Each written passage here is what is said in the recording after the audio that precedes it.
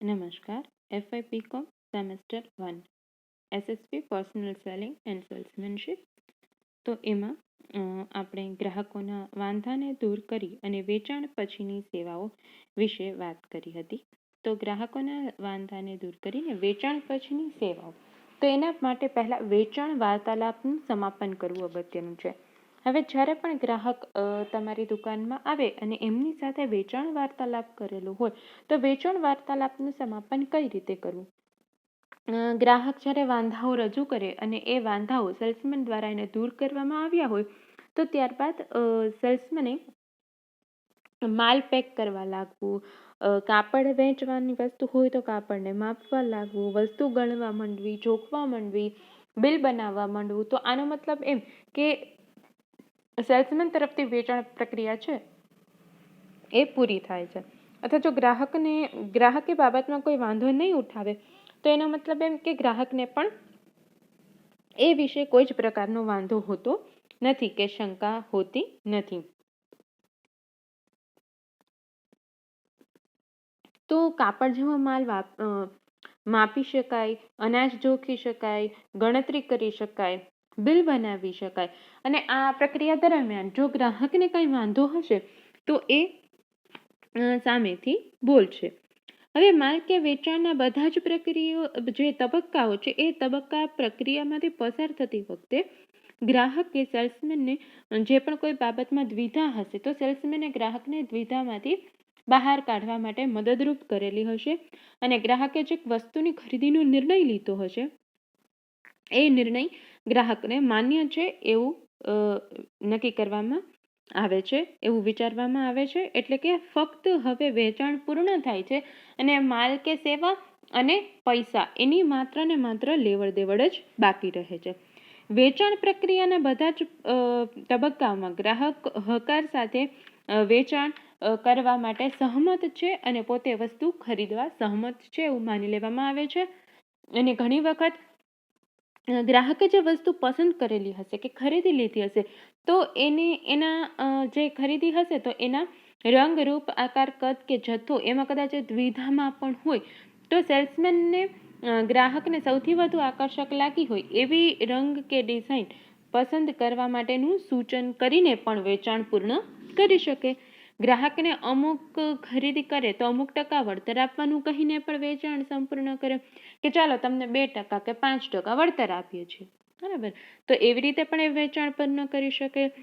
વિવિધ જાતની દ્વિધામાં મદદ કરીને. અને ઘણી વખતે ગ્રાહક એવું કરે કે આ વસ્તુ અમને કદાચ નહીં ગમે કે કોઈ વસ્તુ હોય તો સાઇઝમાં નહીં આવે, તો ગ્રાહકને શું કહેતા હોય છે સેલ્સમેન કે કંઈ વાંધો નહીં, તમે આવીને બદલાવી જજો, અમે એ ચેન્જ કરી આપશું.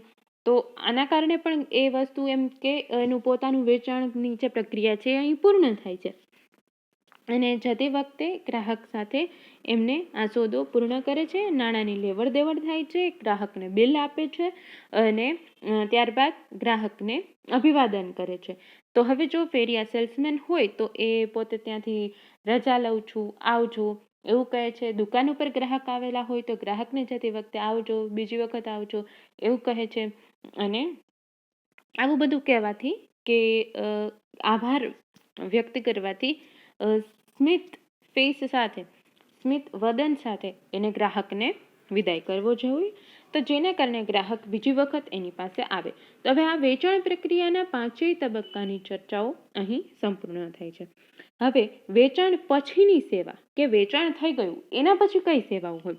તો માલનું વેચાણ થાય એટલે એ વસ્તુ પૂર્ણ થઈ ગઈ એવું ન ગણાય, પરંતુ ગ્રાહકે માલ ખરીદી કર્યા બાદ પણ લાંબા સમયગાળા સુધી જો ગ્રાહકને એમાંથી સંતોષ નહીં મળે, તો ગ્રાહક બીજી વખતે સેલ્સમેન પાસેથી વસ્તુ લેવી જઈ શકે નહીં.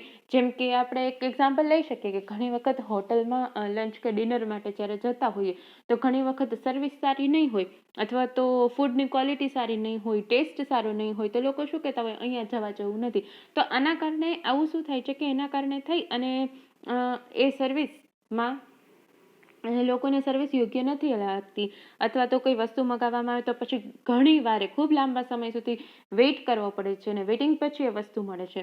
તો આ બધી બાબત છે તો એ ગ્રાહકને આવતા રોકે છે, અથવા તો ગ્રાહક બીજી વખત એ સેવા ત્યાંથી ખરીદતો નથી. એવી જ રીતે કોઈ વસ્તુની દુકાનમાં તમે કોઈ વસ્તુ લેવા જાઓ અને બહુ જે સેલ્સમેન છે એ બહુ રસ લઈને વસ્તુ ના બતાવતો હોય, અથવા તો વ્યવસ્થિત રીતે વાતચીત નહીં કરતો હોય, તો પણ ગ્રાહક ત્યાંથી બીજી વખત વસ્તુ લેવા જતો નથી. તો એવી જ રીતે જ્યારે વસ્તુ વેચાણ થઈ જાય છે એ પછી પણ ગ્રાહકને, જેમ વેચવાની પ્રક્રિયામાં જ્યારે ગ્રાહકને એમની સાથે સારી રીતે ઇન્ટરેક્શન, વાતચીત કરીને એમને સેવા પૂર્ણ પાડવાની હતી, એવી જ રીતે વેચાણ પછી પણ ગ્રાહકને સેવા પૂરી પાડવી જોઈએ.